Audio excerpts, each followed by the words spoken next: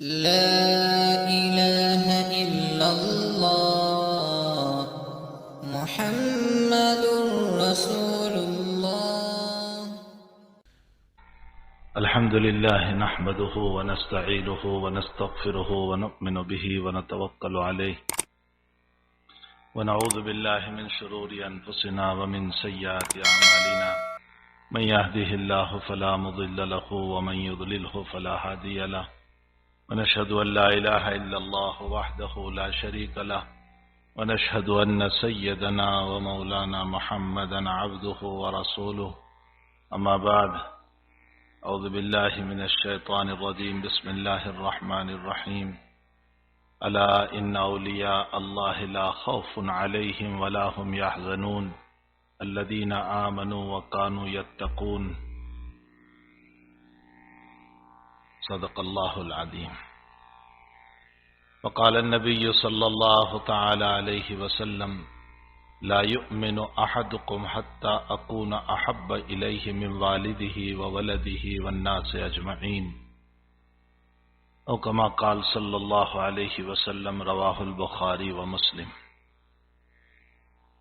بزرگوں، بھائیو، دوستو، عزیزو، جیسے اللہ تعالیٰ نے اپنے الوہیت کا اقرار کرایا کہ میں اکیلا ہوں، میری توحید کو مانو، میری وحدانیت کو مانو، اور میری توحید اور میری وحدانیت کے بغیر تم مومن نہیں ہو سکتے ہو.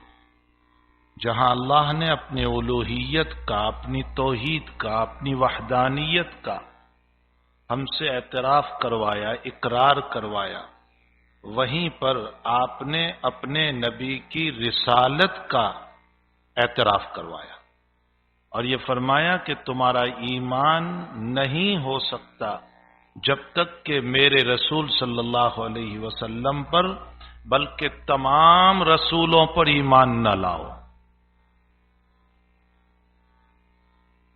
یہ ہے کہ یہود انکار کر رہے ہیں عیسیٰ علیہ الصلوۃ والسلام کا، نبی اکرم صلی اللہ علیہ وسلم کا. عیسائی انکار کر رہے ہیں حضور پاک صلی اللہ علیہ وسلم کا. لیکن مسلمان کو یہ کہا گیا کہ تم مومن نہیں ہو سکتے ہو جب تک کہ تمہارا ایمان سارے لوگوں پر نہ ہو. حضور پاک صلی اللہ علیہ وسلم سے لے کر آدم علیہ الصلوۃ والسلام تک جتنے انبیاء تشریف لائے سب پر ایمان ضروری ہے. لوگ بہت پوچھتے رہتے ہیں الوہیت کی دلیل. آج کل تو فیشن کا زمانہ ہو گیا، فیشن کا سوال میں بھی فیشن آ گیا، اور افسوس اس بات کا ہے کہ دنیا کے کسی مسئلے پر کوئی نہیں پوچھتا کہ اس میں حکمت کیا ہے. کہا جاتا ہے کہ بینیفٹ کے لیے آپ کو جانا پڑے گا، لائن میں کھڑے ہو جائیں گے. ویکسین کے لیے لائن میں کھڑے ہو جائیں گے. دنیا کی ساری چیزوں کے لیے کوئی حکمت نہیں پوچھتا. اگر حکمت پوچھتا ہے تو دین ہی کے باب میں پوچھتا ہے. یہ نماز اس وقت کیوں ہے؟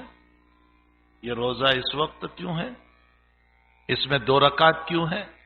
اس میں 4 رکعت کیوں ہے؟ وہ غلام نہیں ہو سکتا جو اپنے آقا کے حکم پر اشکال کرے. غلام تو اس کو کہتے ہیں جو بغیر چون و چرا کے تسلیم کر لے.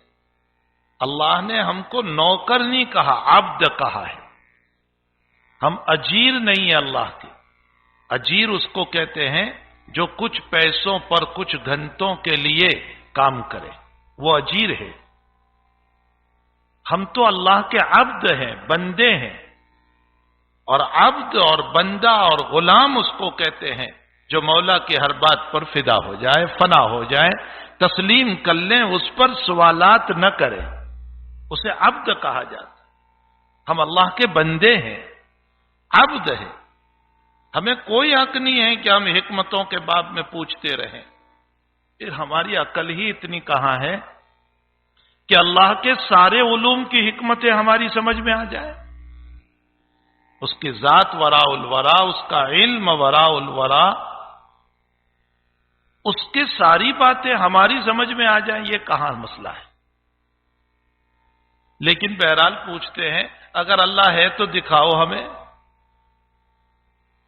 ہم یہ کہتے ہیں کہ اگر دیکھنے ہی پر چیز ہوا کرتی ہے اور نہ دیکھنے پر وہ چیز نہیں ہوا کرتی تو ہمیں آکسیجن اور ہوا بھی دکھا دو. کہاں ہے ہوا؟ پھر ہوا کا انکار کر دو. دنیا کی بہت ساری چیزیں وہ ہیں جو آنکھوں سے نہیں دکھائی دیتی، پھر بھی انسان اس کو مان رہا ہے. تو ساری دنیا کی چیزوں کے نہ دیکھنے پر اس کو مان رہا ہے، اور اللہ کو ماننے کے لیے دلیل پوچھ رہا ہے کہ ہمیں دکھاؤ. میں ایک دلیل دوں، مجھے اس وقت توحید پر بات نہیں کرنا ہے ورنہ میں مفصل گفتگو کرتا. آگ، پانی، مٹی اور ہوا یہ سب از قبیل ازداد ہے، ضد ہے، نقیض ہے، جمع نہیں ہو سکتی. آگ ہوگی پانی نہیں، پانی ہوگا آگ نہیں. آپ جمع کر کے بتائیں ہم کو. پانی بھی ہو اس پر آگ بھی ہو، آپ ہمیں جمع کر کے بتائیں. یہ نقیض ہے، جمع نہیں ہو سکتا ہے. لیکن رب کریم نے اس انسان کی باڈی کو انہی نقیضوں سے پیدا کیا، اور اللہ نے جمع کر کے بتایا کہ میری باڈی میں آگ بھی ہے، اور میری باڈی کے اندر پانی بھی ہے، اور میری باڈی میں ہوا بھی ہے، اور میری باڈی میں مٹی بھی ہے، جو از قبیل ازداد اور نقیض ہے. رب کریم نے ان سب کو جمع کر دیا. خود انسان کا وجود ان نقیضوں سے پیدا ہو کر دنیا میں آنا، یہ اللہ کے وجود کی دلیل ہے، یہ اللہ کی توحید کی دلیل ہے. وفی انفسکم افلا تبصرون. اپنی ذات میں غور کرو، رب کریم کی دلیل ملے گی، اللہ کی دلیل ملے گی. ایک کتاب ہے حیات الحیوان، پڑھنے کے قابل ہے، اس کتاب کو پڑھنا چاہیے. حیات الحیوان، علامہ دمیری رحمت اللہ علیہ نے اس میں جانوروں پر ریسرچ کیا، مطالعہ کیا، اسٹڈی کی دنیا کے جانوروں پر. لیکن وہ کیوں مطالعہ کیا، اسٹڈی کی کیوں، اس کی وجہ کیا ہے؟ اس لیے نہیں کہ کوئی دنیا کا علم اور سائنس نکالنا تھا، اس لیے کہ اس کا مطالعہ، اس کا اسٹڈی اور اس کے ریسرچ کے ذریعے سے اللہ کے توحید کو تلاش کرے، اللہ کے دلائل کو تلاش کرے. اس میں جانوروں پر، سانپ پر ہے، اسنیک پر ہے، بچھو پر ہے، لائن پر ہے، کیمل پر ہے، اور دنیا بھر کے جانوروں پر، حتیٰ کہ سور پر بھی ہے، خنزیر پر بھی ہے. اور ہر ایک کے صفات لکھی، کس میں کیا صفت، کسی میں کیا صفت، کسی میں کیا صفت. علامہ دمیری سے کسی نے پوچھا کہ اللہ نے خنزیر کو جو پیدا کیا اس میں اللہ کی کیا حکمت ہے؟ تو خنزیر کے پیدا کرنے میں حکمت بتائی علامہ دمیری رحمت اللہ علیہ نے. فرمایا خنزیر کی صفت یہ ہے کہ وہ صبح بہت جلدی اٹھ کر اپنی روزی کی تلاش میں نکلتا ہے، یہ اس کی صفت ہے. انسان کو چاہیے صبح سوئے نہیں، اپنی روزی کے لیے نکلے. ہر جانور پر. تو انہوں نے کبوتر پر ریسرچ کرتے ہوئے لکھا ہے کہ کبوتر کا بچہ جب پیدا ہوتا ہے تو شروع میں وہ بچہ کچھ کھا نہیں سکتا. تو جو میل کبوتر ہوتا ہے، جو اس کا باپ کہہ لو، مذکر کہہ لو، وہ اس کی چونچ میں اپنی چونچ ڈال کر اس کے اندر جو انتڑیاں ہوتی ہے اس میں پھونک مارتا ہے 3 دن تک، یہاں تک کہ اس کی انتڑیاں اندر میں کھلتی جاتی ہے اور پیٹ اس کا کھل جاتا ہے. اور 3 دن تک یہ مذکر اور میل کبوتر جو ہیں وہ اس طرح پھونک مارتا رہتا ہے. 3 دن کے بعد وہ بچہ دانا کھانے کے قابل ہو جاتا ہے. تو علامہ دمیری کہتے ہیں اتنا چھوٹا سا پرندہ اپنے پیدا ہونے والے بچے کے کھانے کی فکر میں یہ طریق اپنا رہا ہے. اس طریق کو سکھانے والا کون ہو سکتا ہے؟ یہ دلیل ہے کہ اللہ کا وجود ہے. تو بے شمار مسائل لکھ کے اتنی بڑی کتاب ہے، لیکن ہم کو تو علم سے شوق ہی کہاں ہے. یہ تو یہ بیانوں کی بھی رسم پڑی ہے، ورنہ ہمیں کہاں علم سے دلچسپی ہے. یہ تو ایک رسم ہے کہ جمعہ کو کچھ بات سن لیتے ہیں یا بیٹھ جاتے ہیں، ورنہ فکر یہ ہونا چاہیے کہ ہم اپنی اصلاح کرنے والے بنے، اپنی تربیت کرنے والے بنے، اپنے آپ کو اللہ کے لائق بنانے والے بنے۔ تو خیر میں یہ کہہ رہا تھا کہ جہاں اللہ نے اپنی الوہیت، اپنی وحدانیت، اپنی توحید کا ہم سے اقرار کروایا، وہیں پر اپنے رسولوں کی رسالت کا بھی اعتراف کروایا اور یہ کہا کہ میرے رسولوں کے بغیر میں تمہارے کلمے کو قبول نہیں کروں گا، میں تمہارے ایمان کو قبول نہیں کروں گا، بلکہ رسولوں کی اتباع میں اللہ تعالی نے صلی اللہ علیہ وسلم مغفرت اور اپنی محبت کو رکھ دیا۔ ایک جگہ اللہ نے فرمایا من یطع الرسول فقد اطاع اللہ، جس نے رسول اللہ صلی اللہ علیہ وسلم کی اتباع کی اس نے اللہ کی اتباع کی۔ اللہ نے اپنی اتباع کو حضور پاک صلی اللہ علیہ وسلم کی اتباع میں رکھ دیا۔ ایک جگہ فرمایا ان کنتم تحبون اللہ فاتبعونی یحببکم اللہ، اگر تم اللہ کی محبت چاہتے ہو تو رسول اللہ کی اتباع کرو، اللہ تمہیں محبت بھی عطا کرے گا اور مغفرت بھی عطا کرے گا۔ اللہ نے اپنی محبت کو حضور پاک صلی اللہ علیہ وسلم کی محبت میں چھپا دیا۔ نبی کی محبت، اللہ کی محبت، نبی سے دشمنی، اللہ سے دشمنی۔ تو بہرحال رب کریم نے انبیاء کرام علیہ الصلاۃ والسلام کو مبعوث فرمایا اور آخری کری جناب محمد الرسول اللہ صلی اللہ علیہ وسلم ہے، اور حضور پاک صلی اللہ علیہ وسلم پر بھی ہم سب کو ایمان لانا ضروری ہے۔ تمام نبیوں پر آقا صلی اللہ علیہ وسلم اشہد ان لا الہ الا اللہ واشہد ان محمدا عبدہ ورسولہ، نبی علیہ الصلاۃ والسلام کی ذات گرامی ایک ایسی ذات گرامی ہے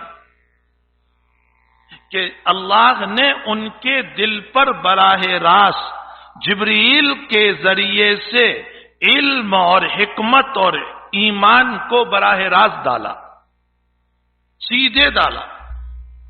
بخاری شریف کی روایت ہے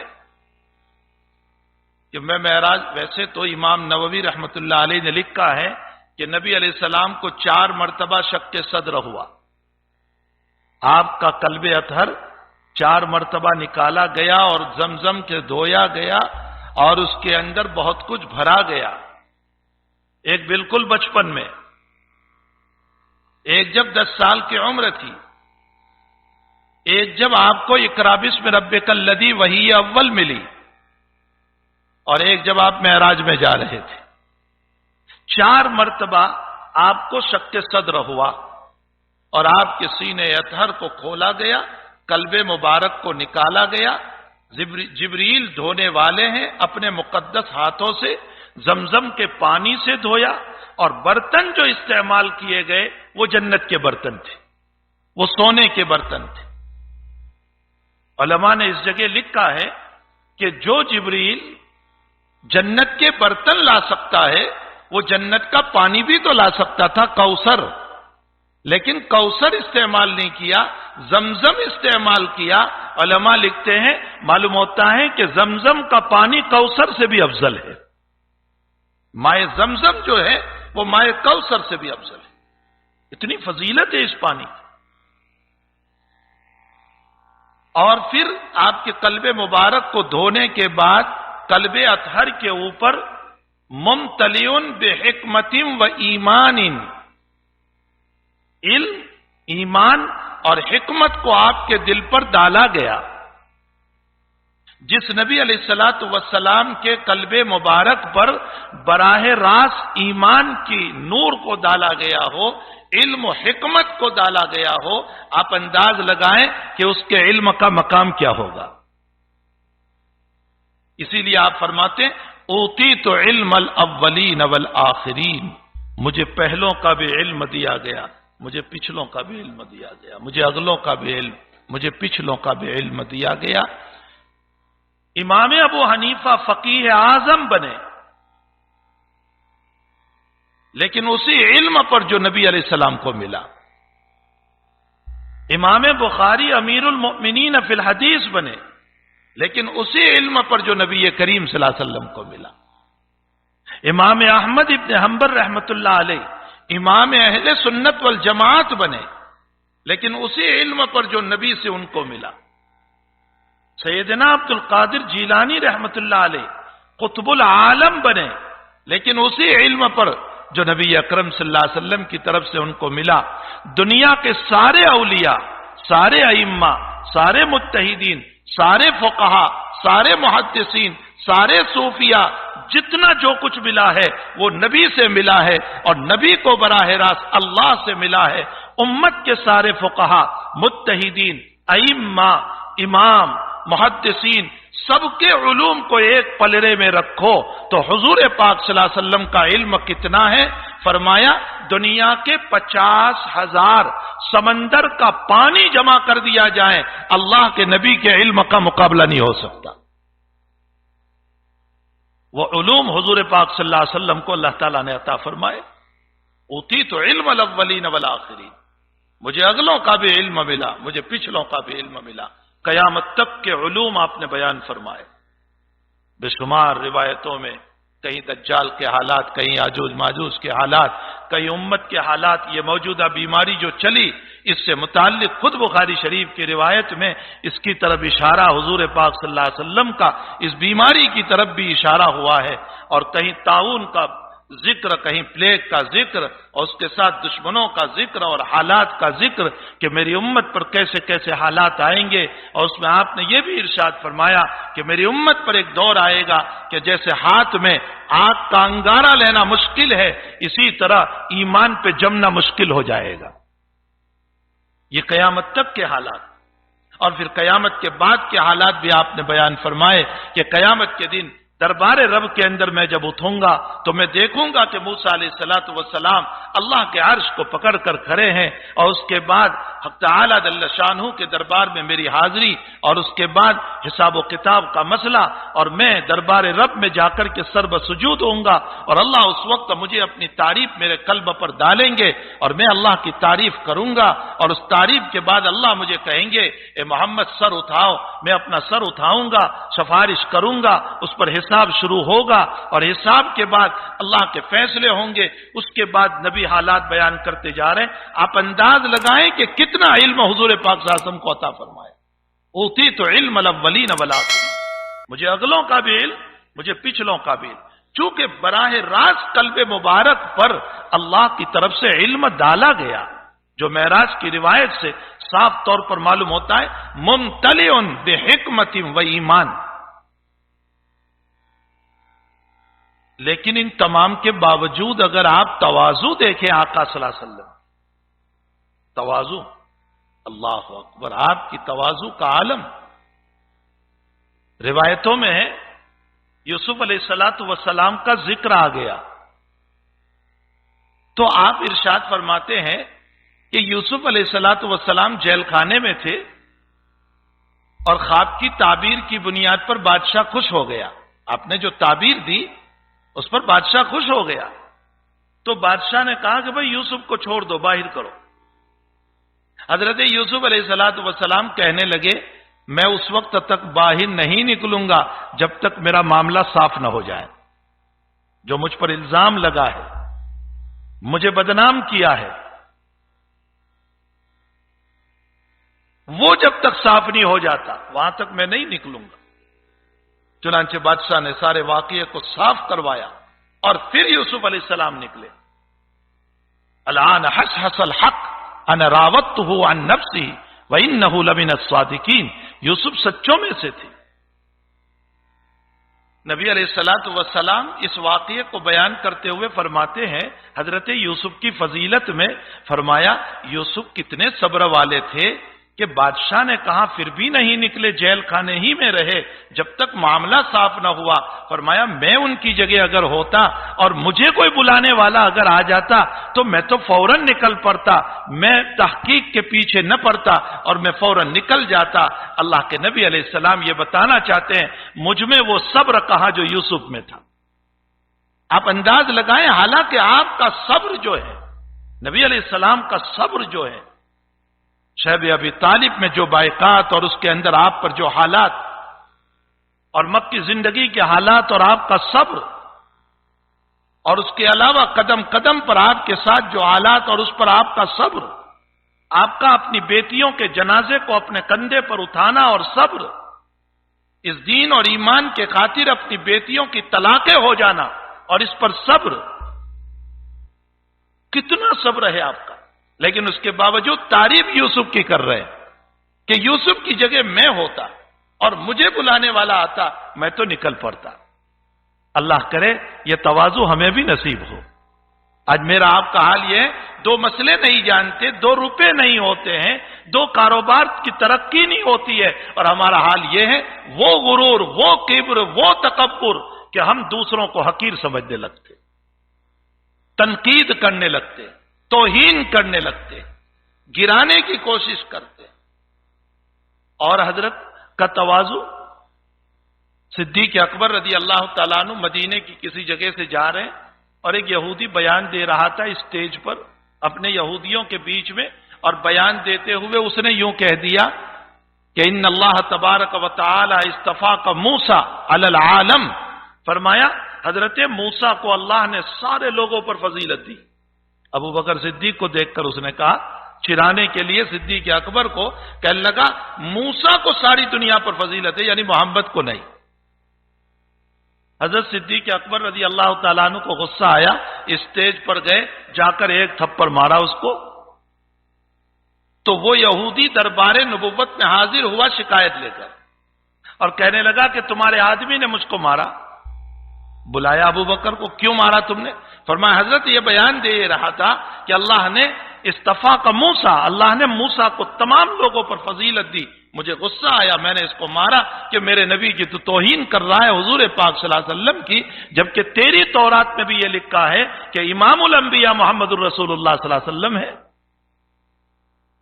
اب سنیے حضور پاک صلی اللہ علیہ وسلم، میں اور آپ ہم ہوتے تو ماشاءاللہ میرے فیور کی ہے، یہ تو میرا تعریف کر رہا ہے. آج کل تو ہم اپنی تعریف پر بہت خوش ہوتے ہیں نا، واہ واہ یہ تو میری پارٹی کا ہے، میری تعریف کر رہا ہے. حضرت اس تعریف پر خوش نہیں ہوئے. حضرت نے کیا ارشاد فرمایا؟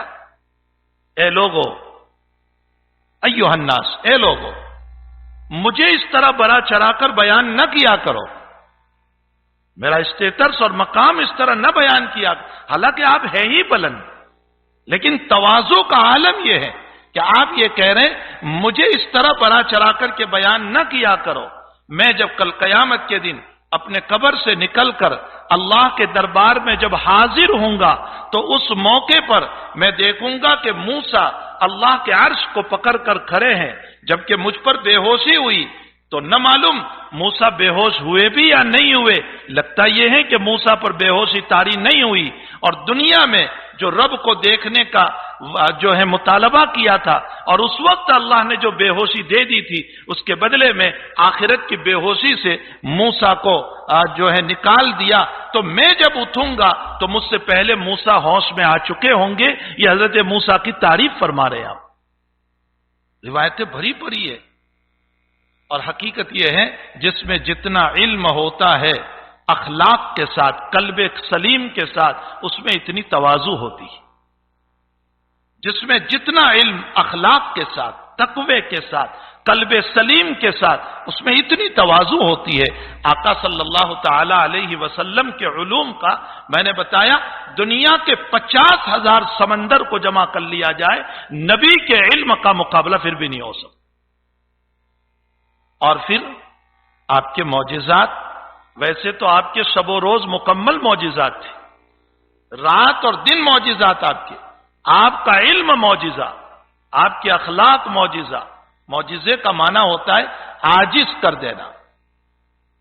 علامہ جلال الدین سیوطی رحمۃ اللہ علیہ اپنی تفسیر در منصور میں یہ لکھتے ہیں کہ نبی علیہ الصلوۃ والسلام کے علم میں، فقاہت میں، اخلاق میں، عبادت میں، تقوی میں، ورع اور پرہیزگاری میں، ان تمام میں کوئی بھی نبی کا مقابلہ نہیں کر سکتا.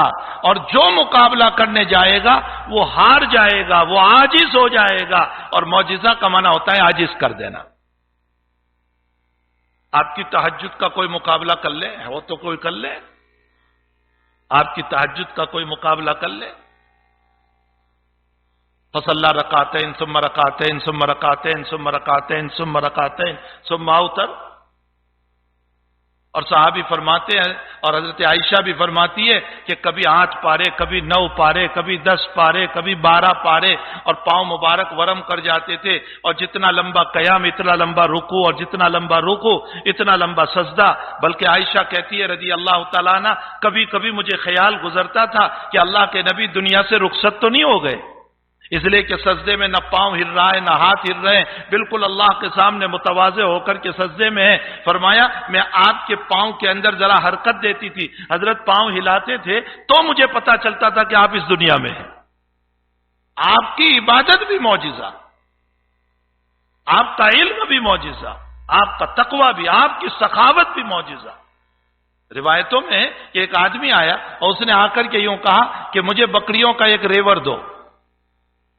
ریور کا اطلاق 30 بکریوں پر بھی ہوتا ہے، 30 پر بھی ہوتا ہے، 80 پر بھی ہوتا ہے، 80 پر، اور 120 پر بھی ہوتا ہے، 120 پر بھی ہوتا ہے۔ اس نے آ کر کہا ایک بکریوں کا ریور دو۔ حضرت نے فرمایا یہ پہاڑ کے دامن میں بکریاں چل رہی ہے، جاؤ اس پورے ریور کو لے جاؤ۔ وہ آدمی ان بکریوں کو لے گیا اور اپنے قبیلے میں، اپنے خاندان میں، اپنے وطن میں جا کر کے کہہ رہا ہے کہ قیامت کا سویرا ہو سکتا ہے، اتنا بڑا محمد جیسا سخی کوئی نہیں ہو سکتا، میں اس پر ایمان لاتا ہوں، تم بھی ایمان لاؤ۔ آپ کی سخاوت معجزہ تھا، آپ کی شجاعت معجزہ تھا، آپ کی بہادری معجزہ تھا۔ غزوہ حنین کے موقع پر یہ تو مختصر وقت ہوتا ہے، ورنہ سیرت النبی کے لیے اور اللہ کے نبی کی سیرت کو پڑھنے کے لیے جو ہے ہمیں سننے کے لیے وقت چاہیے۔ غزوہ حنین کے موقع پر اچانک تیر شروع ہو گئے اور مقابلہ ہوا، صحابہ منتشر ہو گئے، ادھر ادھر ہو گئے۔ اللہ کے حبیب پاک صلی اللہ علیہ وسلم اپنے خچر کے اوپر سوار ہے، جو سفید خچر تھا جس کا نام دلدل تھا، حضرت اپنے خچر کے اوپر سوار ہے، اور ابو سفیان ابن حارث وہاں حضرت کے لگام پکڑ کر کے کھڑے ہیں، اور حضرت یوں جھکے نیچے مٹی لینے کے لیے، اور شاہت الوجوہ کہہ کر مٹی پھینکی، اور اللہ تعالیٰ نے سب کی آنکھوں میں مٹی پہنچا دی۔ اور اس موقع پر نبی علیہ الصلوۃ والسلام جہاں صحابہ ادھر منتشر ہو گئے، دور نکل گئے، حضرت اپنے خچر کے اوپر سوار ہو کر کے حضرت عباس سے کہہ رہے ہیں بلاؤ بیعت رضوان میں بیعت کرنے والوں کو، کہاں چلے گئے وہ لوگ کہاں ہیں جنہوں نے میرے ہاتھ پر بیعت کی تھی؟ اور آواز دی جا رہی ہے اور سارے لوگ دوڑتے آ رہے ہیں۔ اس موقع پر حضرت تنے تنہا ایک موقع ایسا آیا کہ تنے تنہا اپنی جگہ کھڑے ہیں۔ کیا ہوا؟ علامہ شبلی نے سیرت النبی کے اندر اس نقشے کو کھینچتے ہوئے لکھا ہے کہ محمد الرسول اللہ صلی اللہ علیہ وسلم ایک پہاڑ تھے، ایک ماؤن تھے، اور اس کے ساتھ ساتھ لکھا ایک اقلیم تھے، ایک بادشاہ تھا، ایک ملک تھا کہ جو ساری دنیا تو ہل گئی لیکن محمد الرسول اللہ نہیں ہلے۔ یہ شجاعت ہے، یہ بہادری ہے حضور پاک صلی اللہ علیہ وسلم کی۔ تو آپ کی شجاعت، آپ کی بہادری بھی معجزہ ہے نبی کریم صلی اللہ علیہ وسلم کا۔ اللہ تعالی ہم تمام کو حضور پاک صلی اللہ علیہ وسلم کی مبارک سیرت پر چلنے کی توفیق عطا فرمائے۔ آپ کی سیرت کے بغیر، آپ کی سنتوں کے بغیر کبھی کبھی کبھی کامیاب نہیں ہو سکتے۔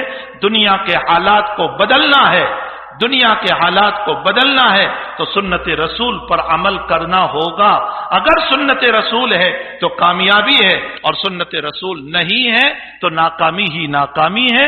اپنی زندگیوں کو حضور کے اتباع پر لانے کی فکر کریں۔ انشاءاللہ تعالی کچھ باتیں اگلے موقع پر ہم پڑھیں گے، سنیں گے، تاکہ اللہ کے حبیب کی اور محبت دلوں میں پیدا ہو اور آپ کی سنتوں کے جذبات ہماری زندگیوں میں جمع ہو۔ اللہ ہم سب کو توفیق عطا فرمائے۔ وصلی اللہ علی نبی الکریم برحمتک یا ارحم الراحمین۔